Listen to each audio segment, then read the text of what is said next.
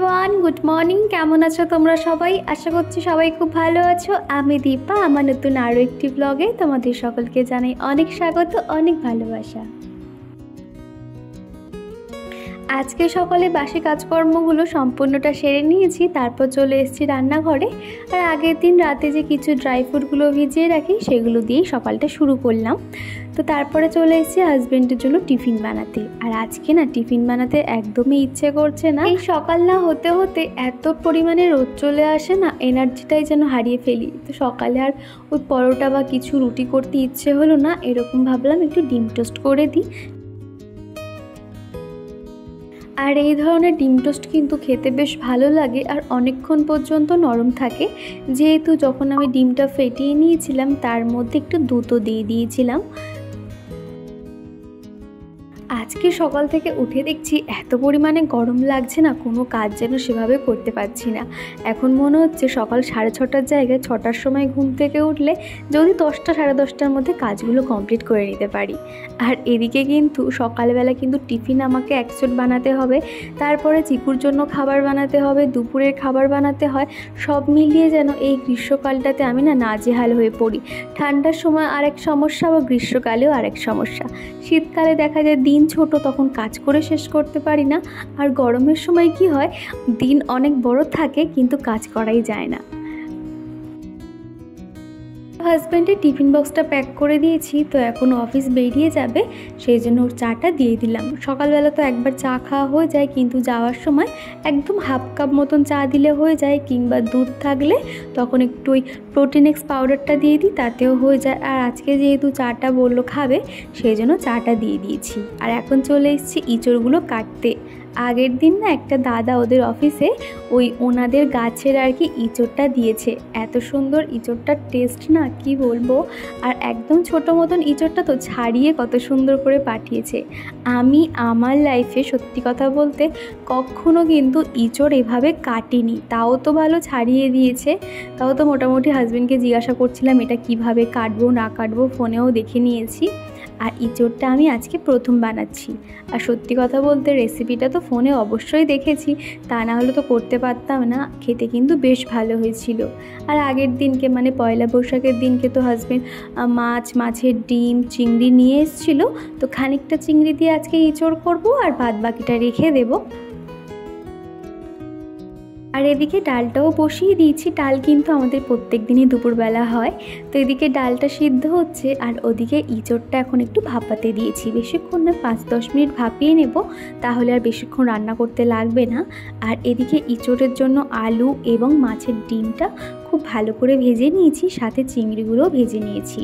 তো ভাবছি মাছের ডিম দিয়ে টক বানাবো আর কি, খেতে কিন্তু বেশ ভালো লাগে।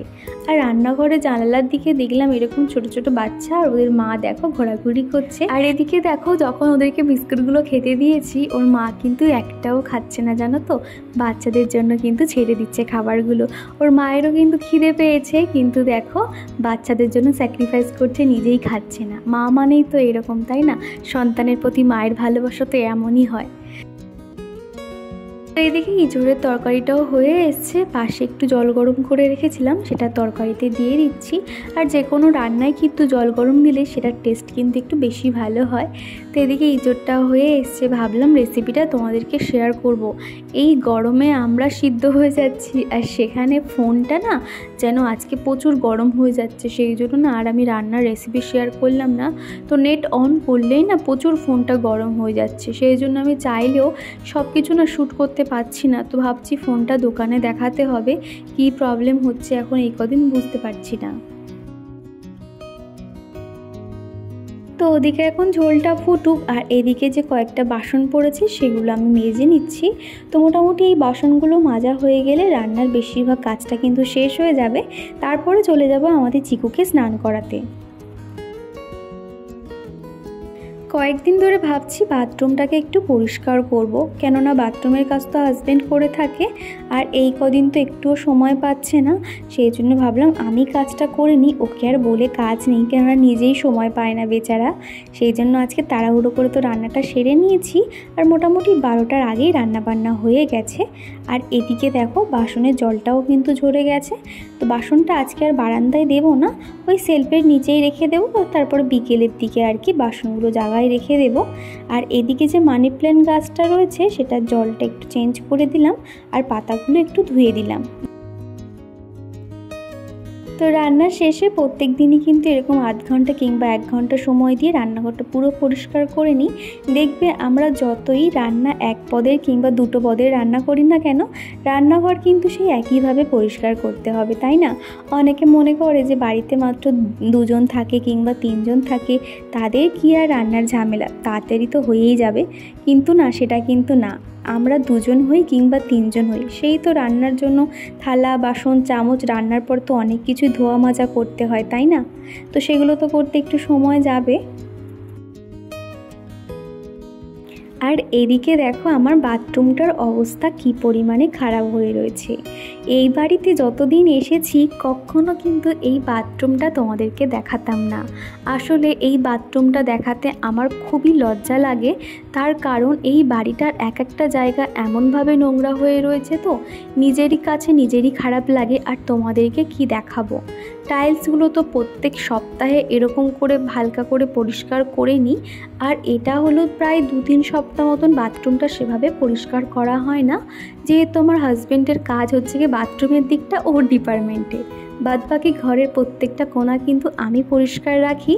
আর এখন যেহেতু হাজব্যান্ডের অফিস ট্রান্সফার হচ্ছে অন্য জায়গায়, তো সেই নিয়ে ব্যস্ত, এক কথায় ও সময় পায় না, তো সেই জন্য আজকে আমি এটা পরিষ্কার করছি। আর এদিকে যে টাইলসগুলো দেখছো এর উপরে কিন্তু জলের দাগ পড়ে সেগুলো হালকা দাগ হয়ে রয়েছে। টাইলসগুলো যখন আমরা এই বাড়িটাতে এসেছিলাম তাও কিন্তু পরিষ্কার পরিচ্ছন্ন ছিল, কিন্তু নিচের যেটা আর কি মার্বেল নিচে যেখানে পাতা রয়েছে এত খারাপ অবস্থা হয়ে রয়েছে। আমরা প্রচুর ফিনাইল হারপিক ব্যবহার করেছি, তাও তো আগের মতন হয়নি, কিন্তু আগের থেকে অনেকটা একটু চেঞ্জ হয়েছে। সেই জন্য না নিচের মার্বেলটা তোমাদেরকে আর দেখাচ্ছি না, শুধুমাত্র উপরের টাইলসগুলো আমি কিভাবে পরিষ্কার করি সেটাই তোমাদেরকে দেখাবো।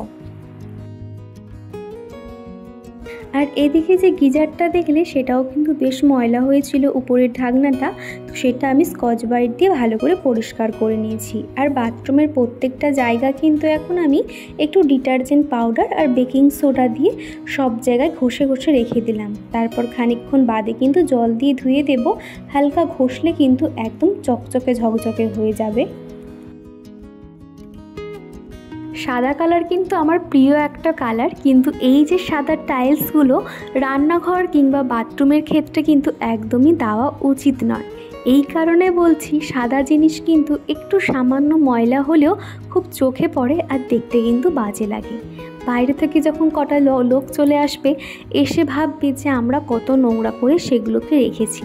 সেই জন্য আমার ক্ষেত্রে মনে হয় যে এই সাদা কালারের জায়গায় অন্য কোনো একটা কালার দাও, তো সেটা কিন্তু অতটা চোখে লাগবে না। এই সাদা কালার কোথায় দেওয়া যায়, যেমন ধরো ডাইনিং রুমে যেখানে ধরো তোমার বেসিন রয়েছে সেই জায়গাটা সাদা দাও, বেশ ভালো লাগবে।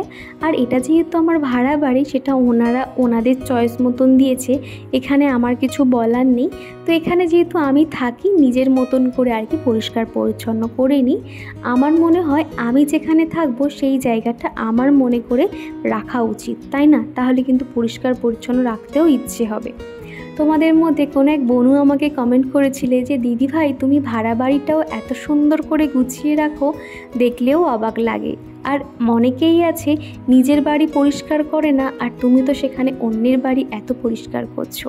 তো বোনের এই কমেন্টটা পেয়ে আমার খুব ভালো লেগেছিল, আসলে সে আমার মনের কথাটাই বলেছিল। হ্যাঁ, এমন অনেকেই আছে যারা ভাড়া বাড়ি থাকা মানেই কি তারা অন্যের বাড়ি ভেবে সেই বাড়িগুলোকে পরিষ্কার পরিচ্ছন্ন করে না, নোংরা করে রেখে দেয়। কিন্তু আমার না সেটা একদমই মনে হয় না। মনে হয় যেখানে থাকবো, যতদিন থাকবো, সেটা নিজের মনে করেই আর কি রাখবো। আর এদিকে দেখো মার্বেলগুলোর কি অবস্থা হয়ে রয়েছে। আমি এটাকে অনেক ঘষে ঘষে পরিষ্কার করার চেষ্টা করেছি গো, তাও দেখো আগের থেকে একটুখানি, তাও তোমরা অনেকটা ভালো অবস্থায় দেখছো। যখন এসেছিলাম এর থেকে আরও খারাপ অবস্থা ছিল। আসলে এখানকার জলের প্রচুর আয়রন, যার কারণে এরকম দুদিন ছাড়া ছাড়া কিন্তু একটা হলুদ স্পট পড়ে যায়, আর যেটা দেখতে কিন্তু ঠিক এরকম লাগে। আর দেখলেই তো আমি কিন্তু এখানে হারপিক এবং অ্যাসিড দুটোই ব্যবহার করেছি, তাও কিন্তু এরকম অবস্থায় থেকে গেছে।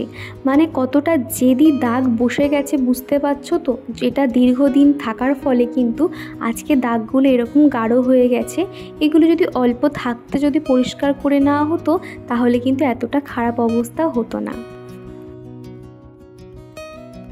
আর এইগুলো ভেবেছিলাম তোমাদেরকে কখনো শেয়ার করব না, কিন্তু এখন মনে হয় তোমরা যেহেতু আমার নিজের ফ্যামিলির মতন, তোমাদেরকে এগুলো শেয়ার করাই যায়। ভালো মন্দ তো সব কিছু তোমাদেরকে শেয়ার করে থাকি। আর এই বাথরুমটাতে একটা মাত্র র্যাক রয়েছে দেখলেই তো, সেই জন্য আমি এরকম একটা ডিআইওয়াই র্যাক বানিয়ে নিয়েছি। একটা কাঠ এরকম প্লাস্টিক দিয়ে জড়িয়ে নিয়েছি, মানে তক্তা মতন।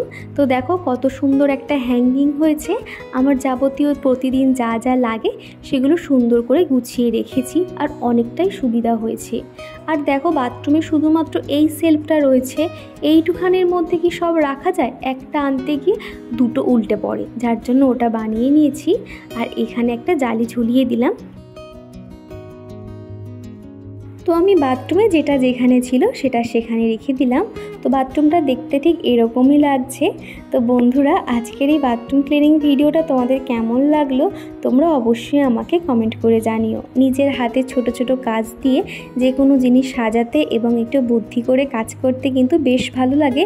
এতে কিন্তু অনেক সুবিধা হয়। এই যে ধরো না, বাথরুমে এতদিন র্যাক ছিল না, অনেক অসুবিধা হতো, কিন্তু এরকম একটা প্ল্যানিং করে নেওয়াতে অনেকটা সুবিধা হয়েছে। তো এরই মধ্যে আমি স্নান করে নিয়েছি, আর এখন চিকুকে ভাতটাও খাইয়ে দিয়েছি।